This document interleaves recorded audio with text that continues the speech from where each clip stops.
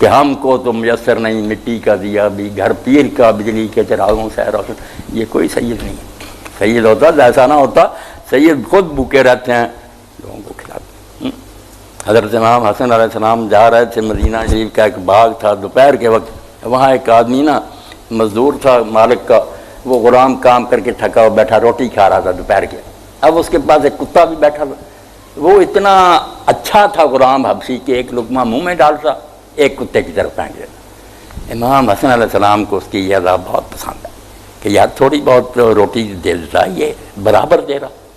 آپ نے بعد میں اس میں پوچھا کہ تو یار ایسا کر رہا تھا. اس نے کہا امام یہ کتا میری طرف دیکھ رہا تھا, جب میں کھاتا تھا نا وہ بھی میری طرف دیکھ. مجھے شرم آتی تھی کہ میں کھاتا رہوں اور خدا کی ایک مخلوق ترستی رہے, میں یہ کر نہیں سکا. آپ نے فرمایا کس کا غلام ہے؟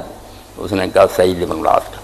آپ اسی وقت گئے سعید سے اس کو خریدا, باغ بھی خریدا, اور واپس آ کر کہا کہ میں نے خرید لیا تجھے, اب تو میرا غلام ہے, میں نے تجھے اللہ کے لیے آزاد کیا, اور یہ باغ بھی اب میری ملکیت ہے, میں نے یہ باغ بھی تجھ کو عطا کیا. اس لیے رسول اللہ کا خاندان جو تھا نا اس کو امت نے پہچانا نہیں. کیا کریں, یہ باتیں بحث میں الجھ گئیں, کوئی شیعہ بن گیا کوئی سنی.